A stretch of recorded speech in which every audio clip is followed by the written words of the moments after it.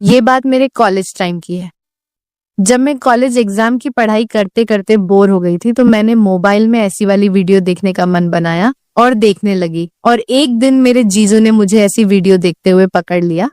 उस दिन से जीजू मेरे साथ मेरी दुकान का उद्घाटन करने की जिद करने लगे। वे मेरा उद्घाटन करना चाहते थे, लेकिन हर बार मैं उन्हें उद्घाटन करने से मना कर देती। मेरी कॉलेज की परीक्षा नजदीक आ रही थी, जिसके लिए मैं पढ़ाई कर रही थी, और हमारे घर पर ऐसा कोई नहीं था जो मुझे कॉलेज तक ले जाए। कॉलेज हमारे घर से काफी दूरी पर था, इस कारण हमें एक दिन पहले ही कॉलेज जाना पड़ता था।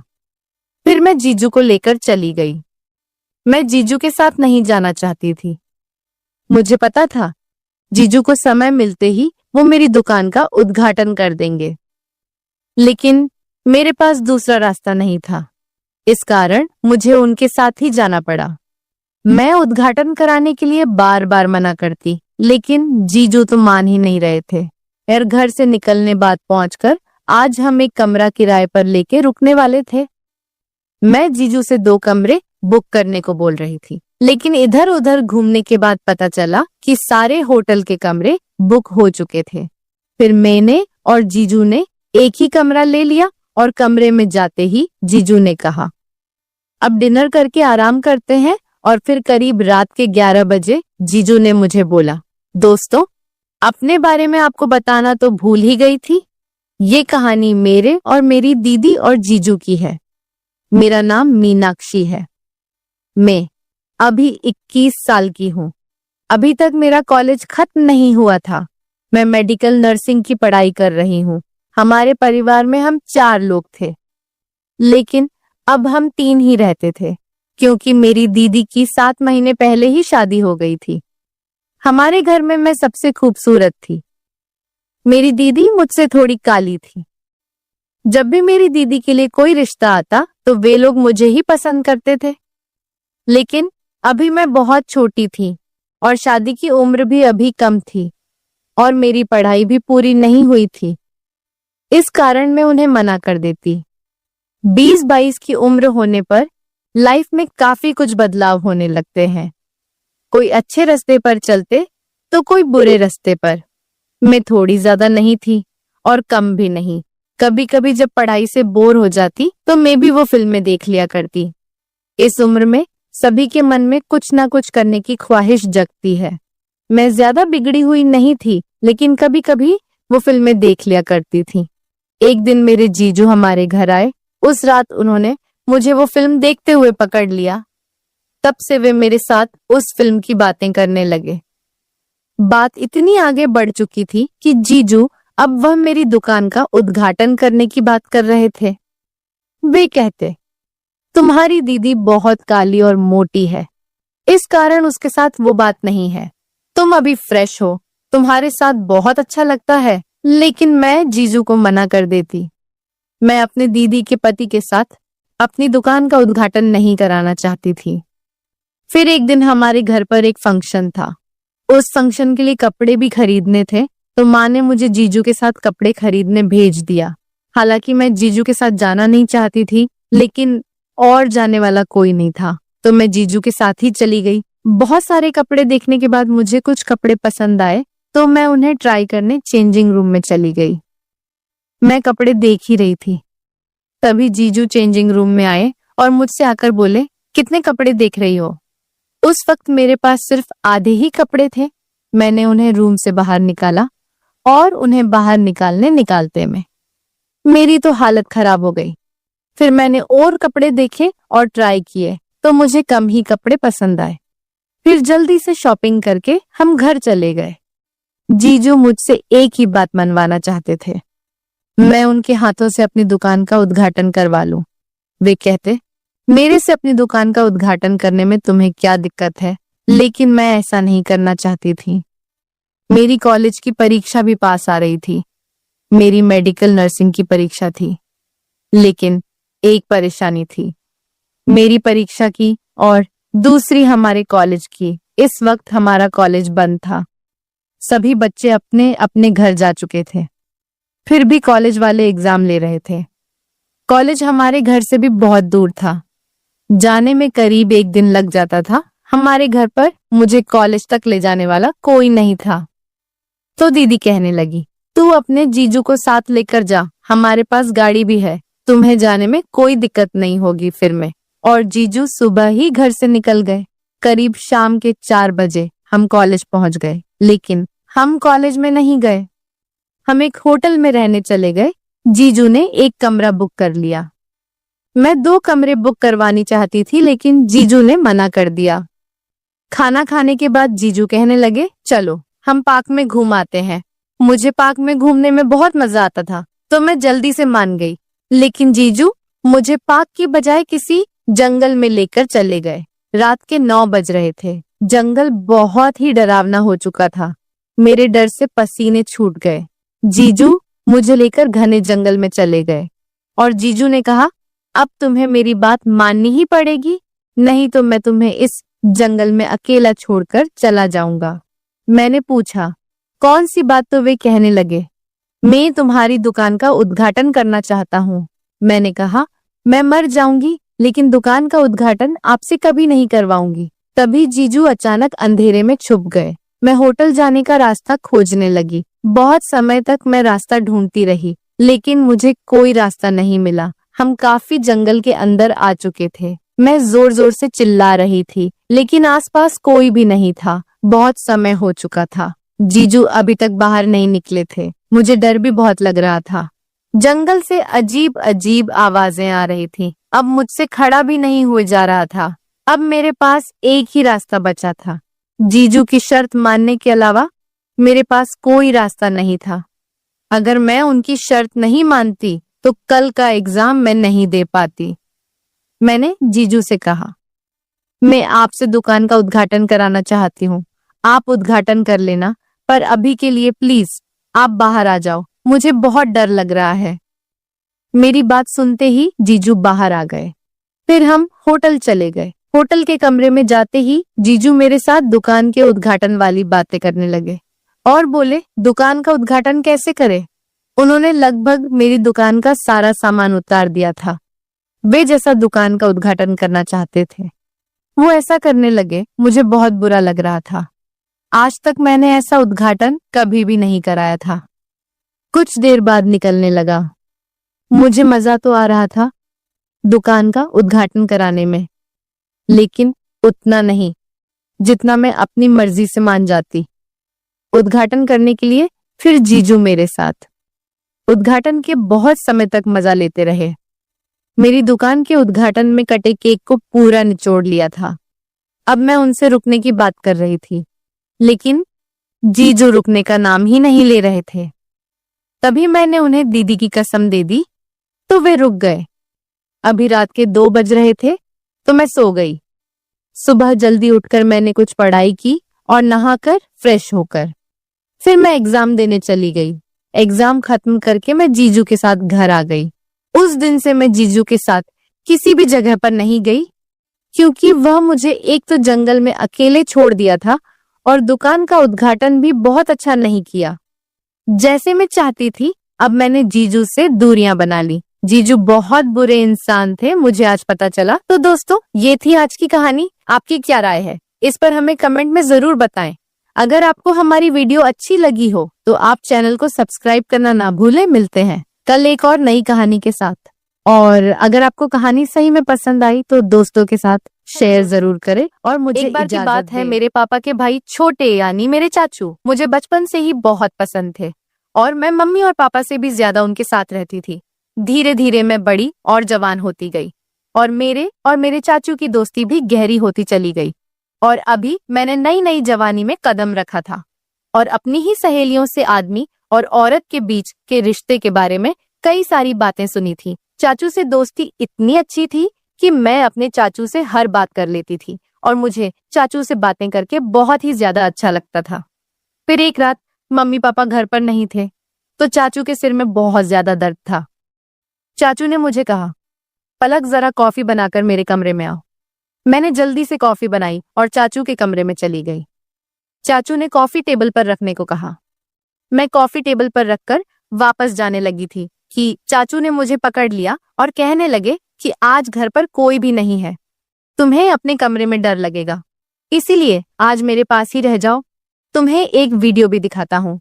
चाचू ने मुझे अपने पास रुकने को कहा और मैं चाचू के पास लेट गई। चाचू मुझे वीडियो दिखाने लगे। उस वीडियो को देखकर मेरे अंदर अचानक से गड़बड़ होने लगी और फिर चाचू मुझसे बोले, चलो हम दोनों भी मिलकर करते। दोस्तों, स्वागत है आप सभी का हमारी एक और मजेदार कहानी में। उम्मीद करती हूँ कि आपको यह कहानी बेहद ही पसंद आएगी।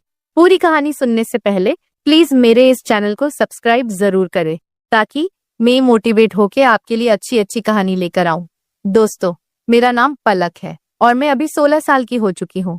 अभी मैंने 9वीं क्लास पास की है। मुझे पढ़ने का बहुत शौक है, लेकिन मेरे पापा मेरी पढ़ाई के खिलाफ है। मैंने मम्मी और चाचू से कहा कि मैं आगे पढ़ना चाहती हूँ, तो आप दोनों प्लीज मेरी हेल्प करो और मेरे पापा को राजी करो।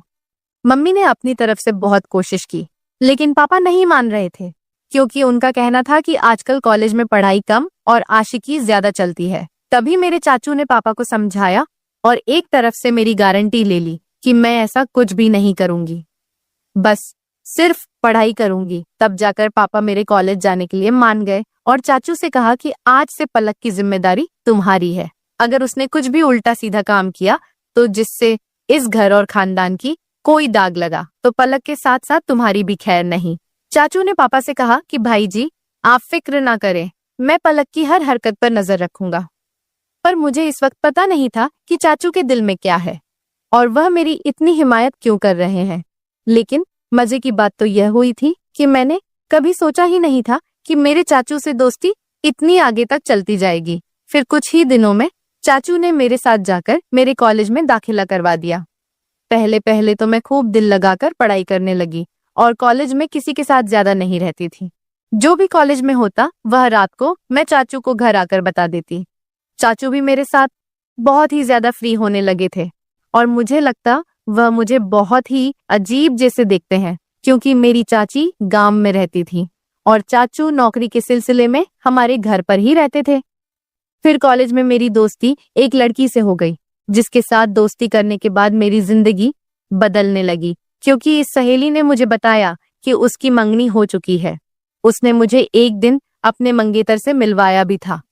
मेरी सहेली ने मुझे बताया कि हमारी अब शादी तय हो चुकी है, इसलिए हम दोनों एक दूसरे के साथ सब कुछ पार कर चुके हैं। अब हम दोनों में कोई बात छुपी नहीं है। इसके बाद मैं अपनी सहेली से वह सब कुछ जानने की कोशिश करती, जिससे जानने की अभी मेरी भी उम्र नहीं थी, या फिर मेरी उम्र ऐसी थी कि मैं यह सब बातें जानकर आसानी से गलत रास्ते पर चली जाती। और फिर ऐसा ही होने लगा, मुझे भी उन बातों में दिलचस्पी होने लगी। मेरी किसी भी लड़के से तो दोस्ती नहीं थी, इसलिए मैं जब भी ऐसी बातें सोचती तो मेरे दिमाग में ख्याल आते और फिर मैं अपने दिमाग को झटक देती और खुद को कहती कि पलक, ये सब क्या है और क्या बेहुदा बातें सोच रही हो, वह मेरा चाचू है। लेकिन फिर चाचू की बातें और उनका रवैया भी मेरी सोच को बढ़ावा देता रहता था। लेकिन चाचू के दिल की बातें मैं अभी तक जान नहीं पाई थी।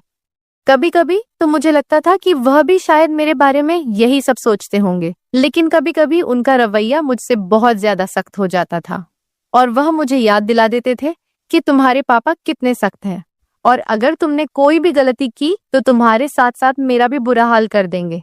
उनकी यह बातें सुनकर मैं खुद को कंट्रोल करती, लेकिन कहते हैं ना कि जवानी तो अंधी होती है। जवानी तो ऐसी ही है जैसे सर्दी में आग जल रही हो तो हाथ गर्म कर ही लिया जाता है। मैं जैसे ही कॉलेज जाती फिर वही सब बातें सुनने को मिलती। फिर मैं कॉलेज से घर आकर अपने दोस्तों की बात बताई हुई बातों को सोचने लगती। उस दिन मेरे चाचू जॉब से घर वापस आए तो आकर बैठ गए और कहने लगे, क्या सोच रही हो पलक? वह भी इतनी गहराई से मैंने चाचू की तरफ एक अदा से देखा और उनसे कहा, चाचू आपको पता है मेरी दोस्त ने मुझे आज क्या बताया है? हर बार की तरह आज भी मैं चाचू से अपने दिल की बात शेयर करने लगी। मेरे बचपन से आदत थी कि मैं अपनी हर बात चाचू को बताती थी, फिर वह चाहे कैसी भी बातें क्यों ना हो। चाचू भी मुझे ऊपर से नीचे तक देखते हुए बोले, हाँ बताओ, क्या बताना है तुम्हें? तुम्हारी दोस्त ने तुम्हें क्या बताया है? मैंने उन्हें कहा, मेरी दोस्त मुझे बता रही थी कि इंटरनेट पर बहुत ही किस्म की वीडियोस होती हैं, जिन वीडियोस में हर तरह की कहानी मिल जाती है।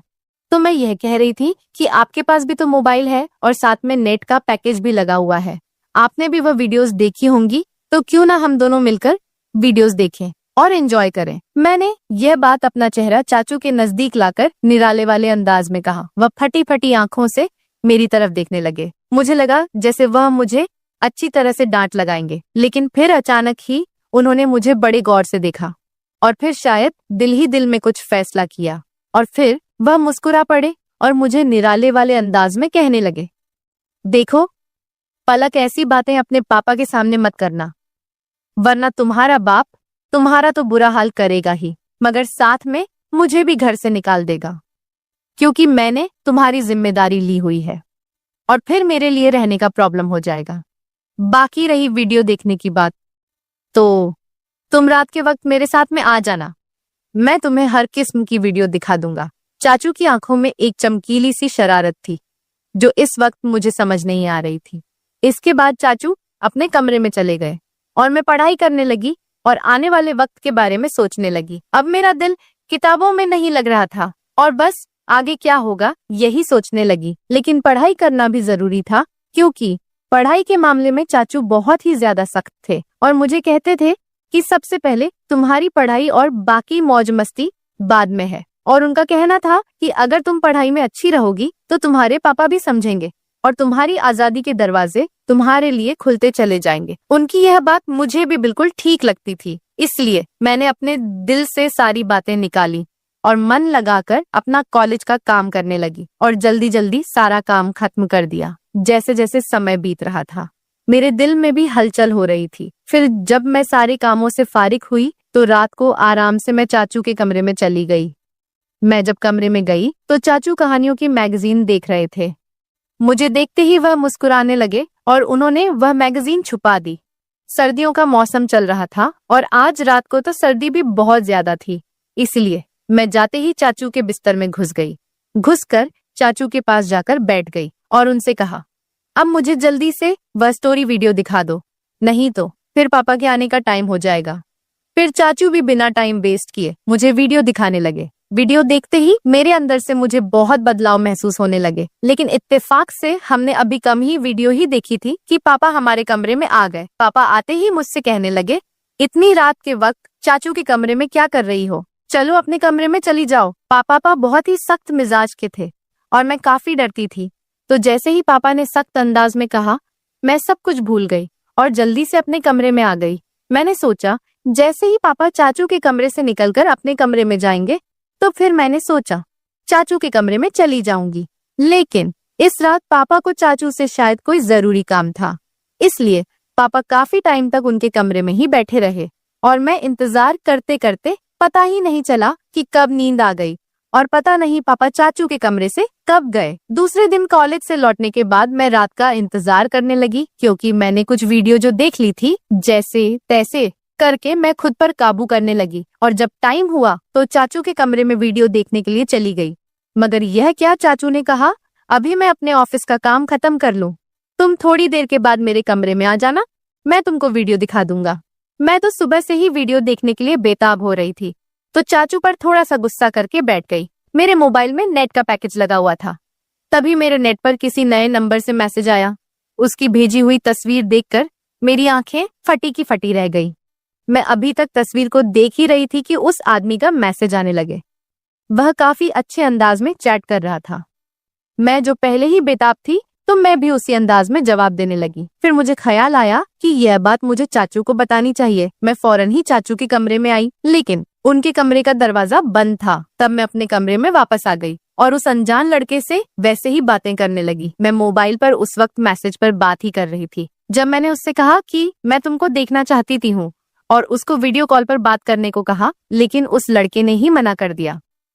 इस टाइम मैं अपने कमरे से बाहर निकली तो मेरी नजर चाचू पर पड़ी। वह इस वक्त अपने कमरे से निकलकर सीढ़ियां चढ़ते हुए छत पर जा रहे थे और उनके हाथ में मोबाइल था। मुझे हैरत हुई कि वह रात के इस वक्त छत पर क्यों जा रहे हैं। रात के 11 बज रहे थे।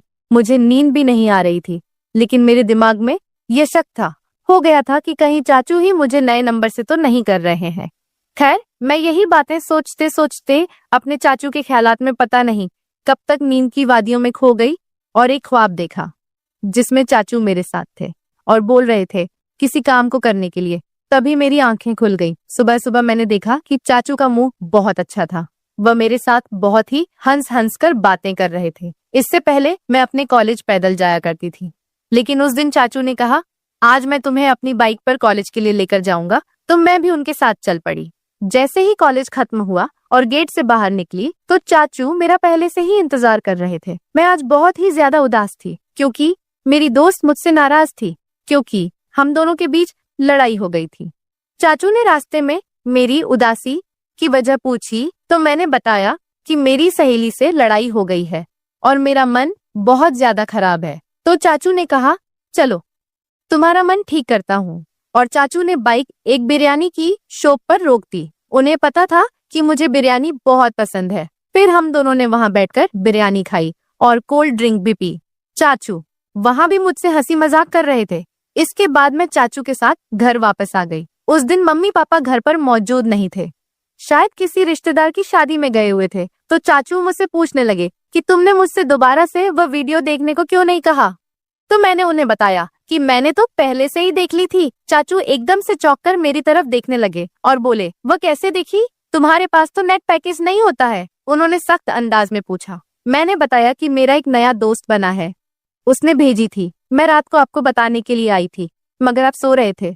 जब चाचू ने यह सुना तो गहरी सोच में डूब गए। वह बोले, तुम अभी जाओ और अपने कपड़े चेंज करके आ जाओ। और मैं अपने कमरे में चली गई। जब मैं वापस लॉन्ज में आई तो देखा कि चाचू मेरे मोबाइल पर कुछ तलाश कर रहे थे। मुझे अपनी तरफ बढ़ता हुआ देखकर चाचू ने मेरा मोबाइल टेबल पर रख दिया और फिर हम दोनों ने एक साथ मिलकर खाना खाया। मैं खाना खाते वक्त चाचू की तरफ देखती तो मुझे लगता कि चाचू मुझसे अजीब नजर से देख रहे हैं। मुझे ऐसा लग रहा था कि वह मुझसे कुछ कहने की कोशिश कर रहे हैं, मगर वह कह नहीं पा रहे थे। मैं दिल ही दिल में सोचने लगी, चाचू अब कह भी दो ना, मैं आपको मना नहीं करूंगी। फिर मेरी नजर चाचू के चेहरे से हटकर उनके मोबाइल पर पड़ी, क्योंकि मैं आज भी उस अनजान लड़के के मैसेज का इंतजार कर रही थी। उसने अभी तक मुझे मैसेज नहीं किया था और चाचू भी फिलहाल कुछ कहने को चाह रहे थे। तभी मैंने मोबाइल उठा लिया और खुद ही उस नंबर पर मैसेज करने लगी, मगर मेरे चाचू ने मेरे हाथ से मोबाइल छीन लिया। मुझे लगा शायद उन्हें जलन हो रही है। तभी चाचू ने कहा, खाना खाते वक्त मोबाइल इस्तेमाल करना बिल्कुल भी अच्छी बात नहीं है, इसीलिए मोबाइल मुझे दे दो। उन्होंने यह कहते हुए मेरा मोबाइल अपने पास ही रख लिया।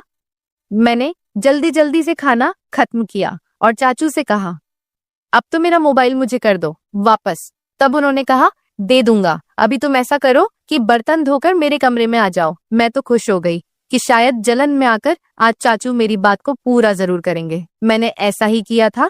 जल्दी से मैं बर्तन धोकर कॉलेज का काम भी खत्म किया और रात के 11 बज रहे थे जब मैं चाचू के कमरे में आई और उनसे कहने लगी, अब तुम मुझे मेरा मोबाइल दे दो, मुझे उस दोस्त से बात करनी है। चाचू ने कहा, मेरे सर में बहुत ज्यादा दर्द हो रहा है, जाओ पहले मेरे लिए एक अच्छी सी कॉफी बनाकर लाओ। मैं कॉफी बनाने चली गई। कुछ देर बाद मैं चाय बनाकर कमरे में आई और कॉफी टेबल पर रख दी और पीछे मुड़कर जाने ही लगी। तभी चाचू ने मुझे बाजू से पकड़ लिया और बोले, आज तुम मेरे कमरे में ही रुक जाओ। मैं खामोश होकर उनकी तरफ देखने लगी, क्योंकि आज रात मुझे उस लड़के से वीडियो कॉल पर बात करनी थी। मैंने जानबूझकर चाचू को वापस जाने के लिए यह बात कह दी कि मैं अपने कमरे में जाऊंगी और अपना बाजू उनसे छुड़ाकर कमरे से बाहर जाने लगी, मगर चाचू ने मुझे जाने से रोक दिया और बोले, मैंने जो कहा है उतना ही कर। उन्होंने सख्त लहजे में कहा था और मुझे अपने बेड पर बिठा दिया। मैं भी डर के मारे बैठ गई। फिर सारी रात चाचू ने मेरे साथ जो किया वह मैं कभी सोच ही नहीं सकती थी। वह काफी देर तक तो मेरा मोबाइल इस्तेमाल करते रहे और मुझे सोने भी नहीं दिया। रात के 1 बजे तो उन्होंने मुझे कहा, तुम देखना चाहती हो ना कि वह लड़का कौन है जो तुम्हें वीडियो कॉल और तस्वीर भेजता है। चाचू की बात सुनकर मैं बहुत ज्यादा खुश हो गई और बोल दिया, हाँ मैं देखना चाहती हूँ। चाचू ने मेरा मोबाइल मेरे हाथ में थमा दिया और कहा, देखो इसको। उसकी तस्वीर देखकर मेरे होश उड़ गए, क्योंकि वह लड़का मेरी दोस्त का मंगेतर था और मैं फटी की फटी आंखों से चाचू की तरफ देखने लगी। मेरी आंखों से आंसू निकल पड़े थे। फिर चाचू बताने लगे कि तुमने जब मुझे इस लड़के के बारे में बताया था तो मैं समझ गया था कि जरूर कोई तुम्हें बेवकूफ बना रहा है। तभी मैंने तुम्हारे मोबाइल से पलक के नाम इस लड़के से बात करना शुरू कर दिया था। वह तुम्हारी तस्वीर बनाकर सोशल मीडिया पर डालने वाला था। अगर मैं उसे ना डराता और ना धमका देता तो तुम बर्बाद हो जाती और खानदान की इज्जत खराब हो जाती, और तुम्हारे पापा तुम्हारा और मेरा जो हश्र करते वह अलग पलक। बेटी, तुम्हारी ये उम्र कुछ अच्छा सीखने की है। ऐसी बुराई वाली बातों से, उन कामों से खुद को बचा कर रखो। तुम जब मुझसे ऐसी बात करती थी तब मैं उन बातों का तुम्हारे बचपन और मजाक समझकर टाल देता था, मगर फिर मुझे एहसास हुआ कि मुझे टालने के बजाय तुम्हें किसी तरह से समझाना चाहिए। तभी मैंने तुमसे सख्ती से समझाने के बजाय तुमसे दोस्ती बढ़ाई। अगर उस वक्त मैं तुमको सख्त अल्फाजों में समझाने की कोशिश करता तो शायद तुम समझने के लिए बजाय नाराज हो जाती। फिर तुम मुझसे बातें शेयर ना करती और मुझसे दूर होकर दूसरे लोगों के जाल में फंस जाती। चाचू की बात सुनकर मैं फूट फूट कर रोने लगी। उन्होंने मुझे दिलासा देकर खामोश करवाया और समझाया कि मैं कॉलेज में ऐसी लड़कियों से दोस्ती करूं जो पढ़ाई में तेज हो, न कि बातें बुरे कामों में। मैंने चाचू से कह दिया कि मैं अब सिर्फ अपनी पढ़ाई पर ध्यान दूंगी, ऐसी लड़कियों और लड़कों के बुरे कामों में अब बिल्कुल भी नहीं आऊंगी। दोस्तों, आज के दौर में माँ बाप अपने बच्चों को अपने साथ हर बात शेयर करने की इजाजत नहीं देते। यह उनके साथ बहुत बड़ी नाइंसाफी है। बच्चों को अच्छे और बुरे कामों के तमीज़े सिखाने चाहिए, और स्कूल या कॉलेज में किसी भी तरह की कोई भी हरकत हो जाए तो अपने माँ बाप के साथ शेयर कीजिए, ताकि मुसीबत में आने वाली मुश्किलों से बचा जा सके। और सही और गलत में बच्चों को फर्क सिखाया जाए, उनके हर कदम पर नजर रखी जाए, ताकि पलक की तरह उनकी और उनके घर वालों की इज्जत महफूज रहे। तो दोस्तों, आपकी क्या राय है इस कहानी पर? हमें कमेंट में जरूर बताएं। वीडियो अच्छी लगी हो तो लाइक करें, शेयर और चैनल को सब्सक्राइब जरूर करें। मिलते हैं कल आपसे एक नई कहानी में। तब तक आप सब अपना ख्याल रखिए।